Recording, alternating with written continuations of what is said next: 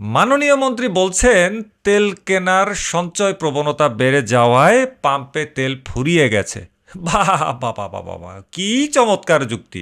এক্কেবারে ওই যে আমাদের মোটরসাইকেল ইন্ডাস্ট্রির ওই যে ওই পার্টিটা আছে না, ওই পার্টিটার মতন যুক্তি দেয় আমাদের মাননীয় মন্ত্রী মহোদয়। ওই পার্টিটা মনে হয় মাননীয় মন্ত্রীর কাছ থেকে, অথবা মাননীয় মন্ত্রী মনে হয় ওই পার্টির কাছ থেকে যুক্তির ক্লাস নিয়ে এই ধরনের কথাবার্তা বলা শুরু করেছে। আচ্ছা, ওই পার্টিটা কারা চিনতে পারছেন কিনা? যদি চিনা থাকেন অবশ্যই কমেন্ট করবেন। আমার পুরনো দর্শক যারা আছে তারা কিন্তু ওই পার্টিটারে খুব ভালো করেই চিনে। কমেন্টটা করেন, তাইলে নতুন দর্শকরা খুব ভালোভাবে চিনতে পারবে ওই পার্টিটা কারা।